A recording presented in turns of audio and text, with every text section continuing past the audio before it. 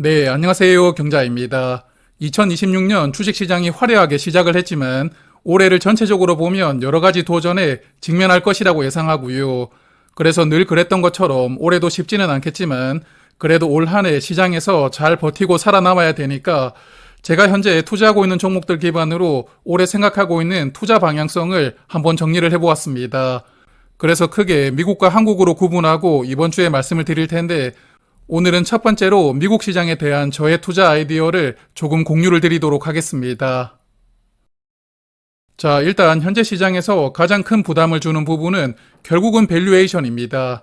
미국 나스닥은 최근 5년 동안 약 90% 넘게 상승하고 있고요.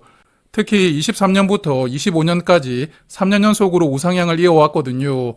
그래서 그동안에 미국 기업들의 체력도 좋아졌지만 그 체력보다 주가가 조금 더 가파르게 올라왔기 때문에 올 한 해도 밸류에이션에 대한 이야기는 계속 시장에 부담을 줄 것이라고 생각합니다.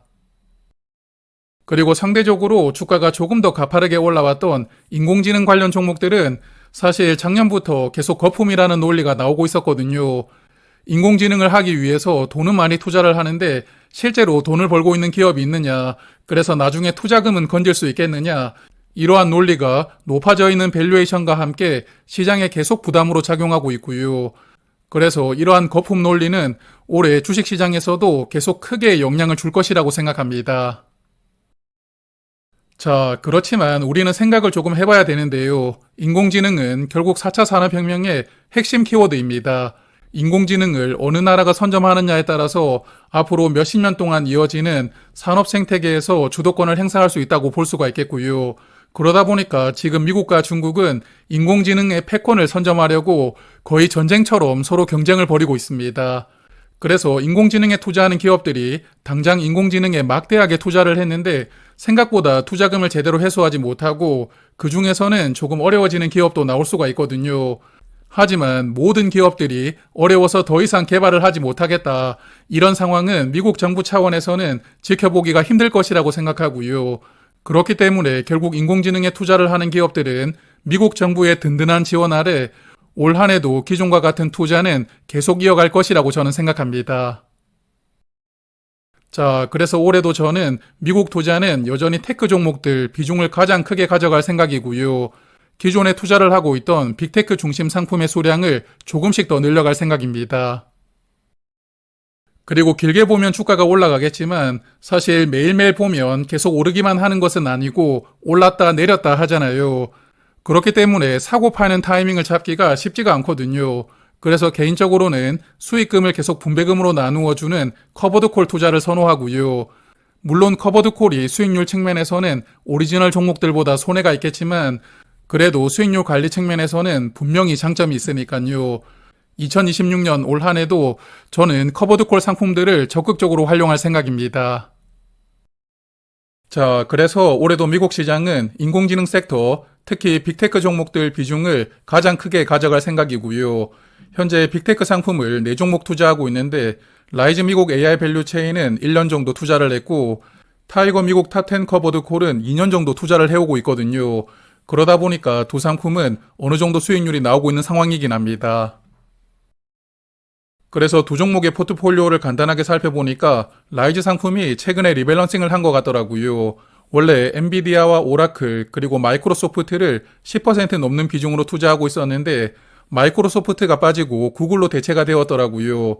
그리고 오라클은 최근에 약간 불안한 상황이긴 하지만 그래도 구글 비중이 높아진 부분은 개인적으로 긍정적으로 생각합니다. 그리고 타이거 미국 테크 탑10은 빅테크 10종목을 투자하고 있는데 엔비디아와 애플, 마이크로소프트 등 빅테크 종목들을 시가총액 순서대로 담고 있는 상품입니다. 그리고 코덱스 상품들은 최근에 담기 시작했다 보니까 현재 수익률이 마이너스 상태이거든요. 그래서 당분간은 이 상품들 중심으로 수량을 늘려갈 생각인데 현재 코덱스 미국 AI 테크 탑10 커버드 콜을 723주 보유하고 있고요.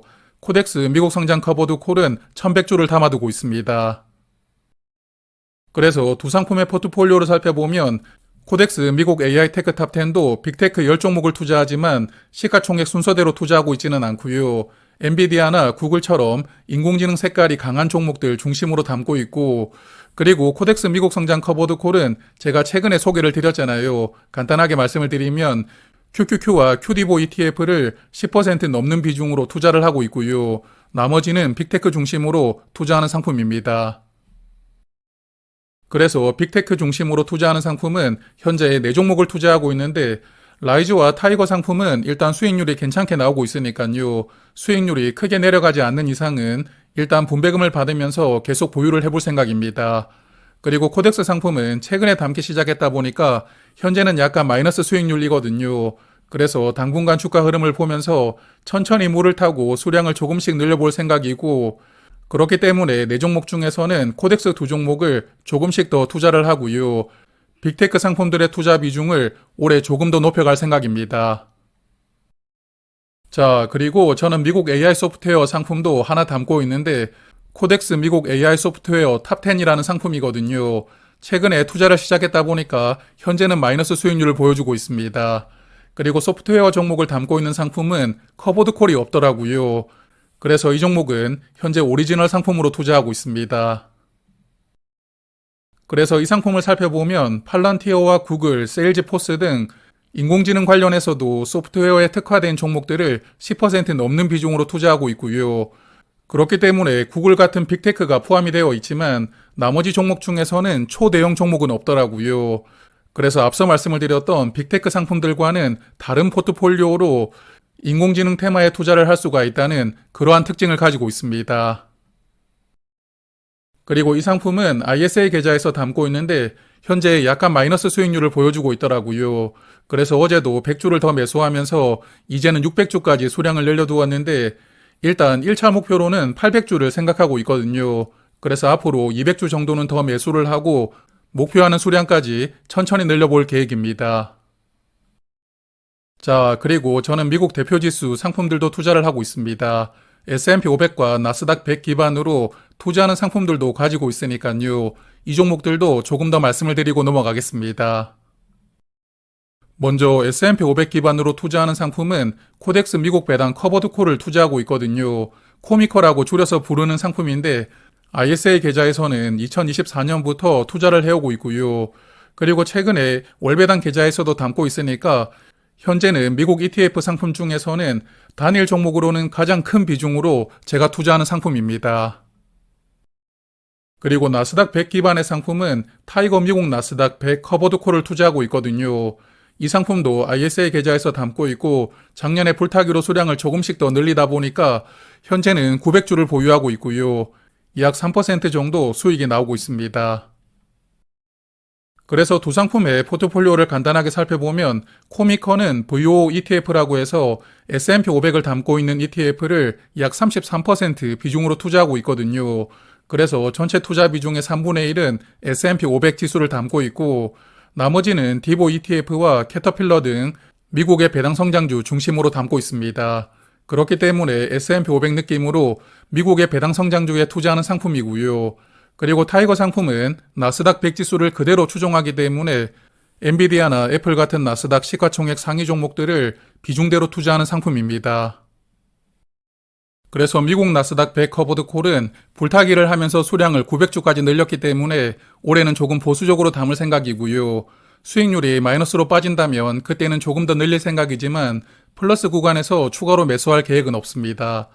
그리고 코미커 두 종목은 둘 다 플러스 수익 구간이지만 그래도 일반 계좌에서 담고 있는 수량을 조금씩은 더 늘려갈 생각이거든요. 그래서 당분간 분배락이 나올 때마다 수량을 조금씩 더 늘려가고 일단 1000주까지는 일반 계좌에서도 늘려볼 생각입니다. 자, 그리고 이번에는 미국 배당주인데요. 사실 미국 배당주는 작년의 흐름이 조금 실망스러웠기 때문에 배당주를 좋아하는 저도 비중을 늘리고 싶다는 생각이 그다지 들지 않았거든요. 그렇지만 두 종목은 투자를 하고 있는데 그러면 미국 배당주 관련 상품도 마지막으로 조금 살펴보겠습니다. 현재 미국 배당주는 두 종목을 투자하고 있습니다. 최근에 키운 미국 고배당 테크를 ISA 계좌에서 담고 있고요. 그리고 타이거 미국 배당 다우존스는 원래 ISA 계좌에서 투자를 하고 있었지만 작년부터 분배금을 절세받는 게 어려워졌잖아요. 그러다 보니까 ISA 계좌에서는 정리를 했고 일반 계좌에서 다시 투자를 하면서 지금까지 계속 투자를 이어가고 있습니다. 그래서 두 상품의 포트폴리오를 살펴보면 키움 상품은 미국 배당주를 70% 투자하고 미국 테크 종목들을 30% 투자하는 상품이거든요. 그러다 보니까 포트폴리오에 엔비디아 같은 테크주가 포함이 되어 있고 화이자 같은 배당주들도 함께 투자된다는 특징을 가지고 있습니다. 그래서 이 상품을 선택했던 이유는 아무래도 미국 배당주들의 성과가 워낙 부진했다 보니까 테크 종목들을 조금 섞어서 투자하는 게 좋겠다 생각을 했기 때문에 저는 이 상품으로 투자를 하기 시작했습니다. 그리고 미국 배당 다우존스는 유명하니까 다들 잘 아시겠지만 미국 배당주 100종목을 모아둔 상품입니다. 그래서 미국 배당주를 대표하는 상품이긴 하지만 작년 한 해는 성과가 조금 아쉬웠던 그러한 상품이기도 합니다. 자, 그래서 먼저 미국 배당 다우존스는 현재 8% 정도 수익이 나오고 있는데 일단 올해 3월에 리밸런싱을 하거든요. 그래서 리밸런싱이 잘 되고 올해 괜찮은 모습을 보여준다면 수량을 조금 더 늘려볼 생각도 하고 있지만 일단은 리밸런싱 이후를 지켜봐야 될 것 같습니다. 그리고 키움 고배당 테크는 1000주까지 수량을 늘려가지고 투자를 할 계획이거든요. 그래서 현재 700주를 담고 있으니까 앞으로 주가가 조금씩 내려올 때마다 300주 정도는 더 담고요. 일단 1000주를 기준으로 계속 투자를 이어가 볼 생각입니다. 자, 그래서 제가 현재 투자하고 있는 종목들 중심으로 제가 생각하고 있는 미국 시장의 투자 아이디어를 오늘 말씀을 드렸는데요. 작년 봄에 관세 충격 때처럼 시장이 크게 출렁이는 변곡점이 오기 전까지는 저는 오늘 말씀드렸던 전략대로 투자를 이어나갈 생각입니다. 그리고 미국과 더불어 가지고 저의 또 다른 투자를 구성하고 있는 한국 시장도 조금 정리를 해두었으니까요. 목요일 저녁에는 한국 시장 투자 아이디어로 다시 찾아뵙도록 하겠습니다. 고맙습니다.